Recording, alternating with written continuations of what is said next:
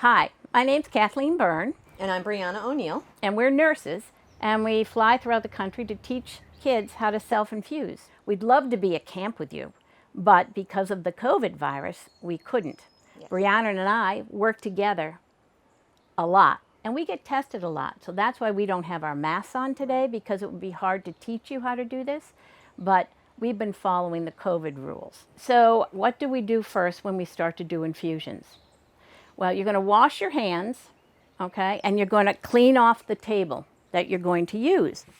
And now what you can do is go to your supply closet or box, and you collect all your supplies. So with that, I like to have paper towels. We like to have hand sanitizer. You want to share some more, Sure. Brianna? We have a nice IV start kit, which we'll go over what's in this in a little bit. You always want a tourniquet, and we'll go over these self-tourniquets. These are pretty great if you're infusing alone. Gauze and alcohol swabs, you want plenty of those. A flashlight to help us find veins. Sterile drapes are awesome because sometimes you're camping or you're in your car, and this is really nice to have so that you have a nice clean area to work on no matter what. And if you don't have these, the company that sends you your factor will get them for you. You have to ask for them. We really like these sterile drapes. You're able to work on a very, very clean area, and there's no peanut butter and jelly on the table. The other things we like to have are saline flushes. We'll go over why we like to use those. And of course you want to get your needles, syringes, and factor. We like to use the smallest needle to get the job done. So we'll talk about the different sizes that you can use. And let's see here. We have a few extra supplies that we'll be going over as well. All right, so now our bucket is empty, and you can use this as a trash container. Yes. Now, Brianna, I know you're a little nervous. Right? Everybody gets a little nervous. I even still get a little nervous, so you're going to do just fine, because you're going to feel real comfortable doing this. Yes. So what I want you to do is take your sterile drape and open it up. And although this is not a sterile procedure, the sterile drape means there's been no cat that's walked over it. There's no dog hairs on it. This is the cleanest place you can put your factor. Set up your a factor or your medicine. There we go. And many times if you're giving medicine, there's a packet information inside the box. If you don't have your sterile drape, you can use that to put everything on, okay? Because nobody has touched that. It came from the factory, right? Yes. All right, Brianna, now I want you to open up your IV start kit. All right, we have a lot of stuff in here. We have a Tegaderm. It's a sticky tape. Yes, and we have gauze. We have an alcohol swab, tourniquet, extra tape, and gloves. Perfect. And inside the gloves is another sterile drape. Yes. Okay, so go ahead, open that up. All right. So if you forgot your sterile drape and you have your IV start kit, you can put everything on this. Right on here. Right. This is just so you can keep things super, super clean, because you're going to be putting this inside your vein, inside your body. We don't want to introduce any bugs at all. We have a couple of different kinds of needles here today. So now this is a little coily. Should I stretch this Oh, out? I would stretch that out. Yeah, really give it a Give it a good tug. stretch. Yep. It's not going to break Yep. on you. Okay. So this is a 27 gauge needle. It's teeny, teeny, teeny. And I'm going to open another needle. This is a 25 gauge needle. Longer and a little bit bigger. Little bit thicker. fatter. Yeah. So we have normal saline.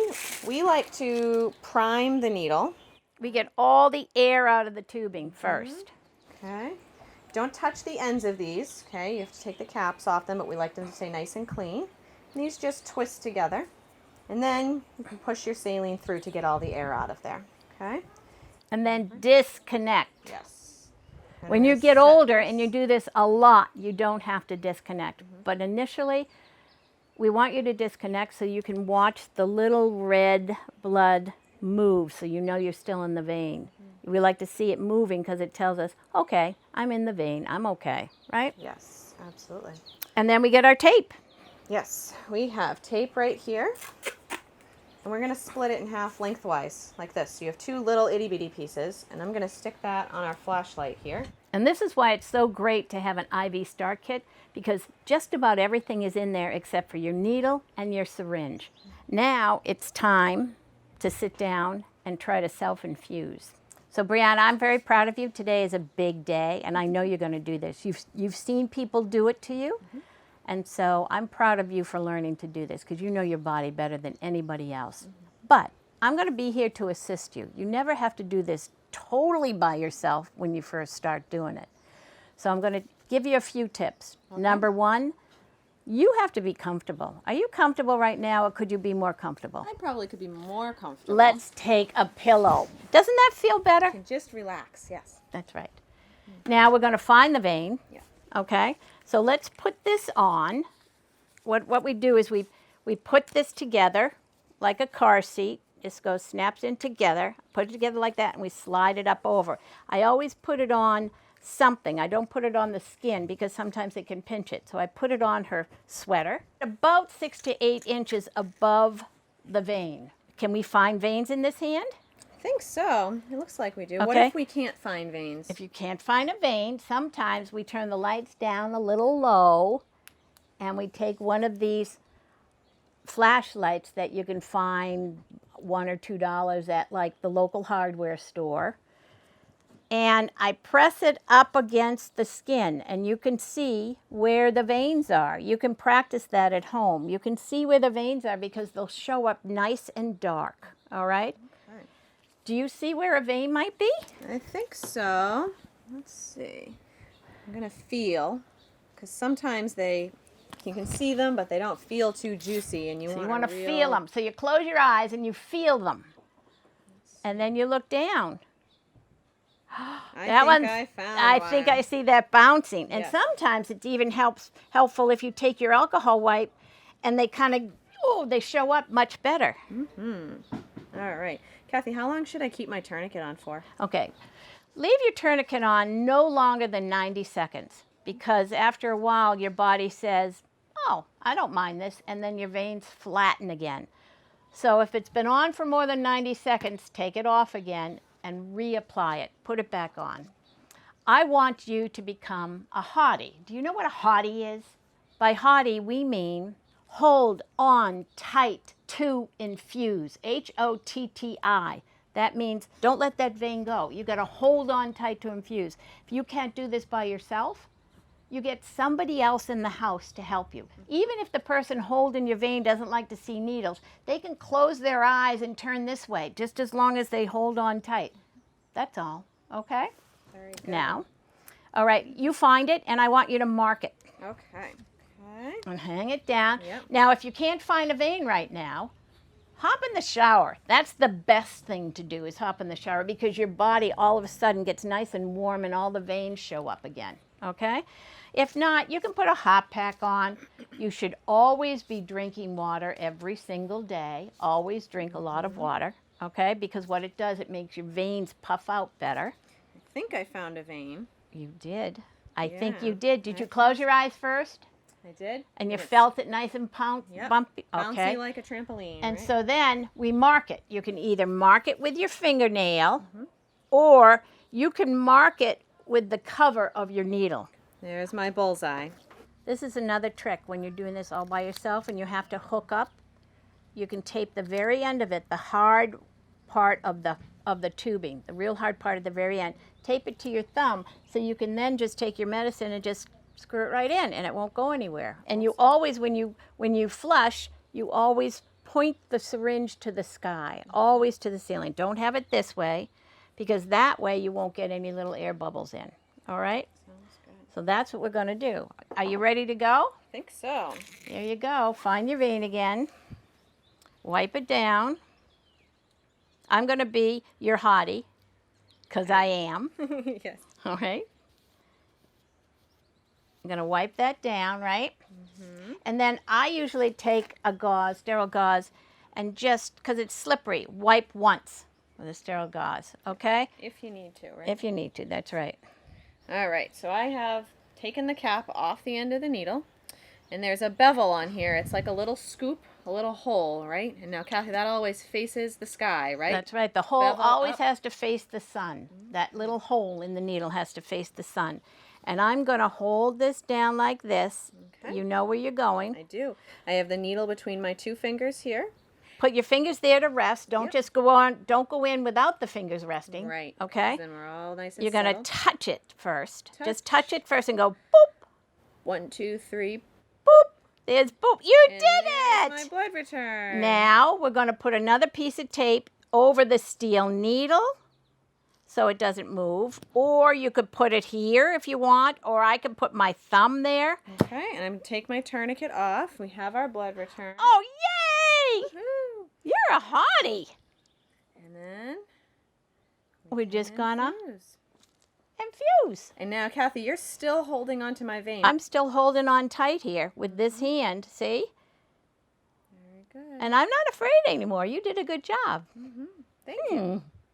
Also, because I'm helping her, I'm not slid way over here where I'm comfortable. I have to go to where I'm comfortable too, okay? Everybody has to be comfortable. That's a great job. Now, are you afraid to take it out? I don't think so. Okay, go ahead. You take it out. You can take the pigtails here. So actually, yeah, we can leave that Yeah. connected, can't we? So I'm going to take my gauze. I'm just going to rest it here. You don't want to put a lot of pressure, right? Because I That's feel right. like that might hurt a little bit. And we're going to take the pigtail and we're just going to pull. That's it. There we go. Kathy's going And to help me then hold. your haughty friend will be able to hold it a little bit because she has some gloves on. Yeah. And we didn't take the tape off because I didn't want that needle to wiggle around in my vein before we put the gauze You on just it. pull the needle out. You don't have to take the tape off first. You just pull the needle out. Okay.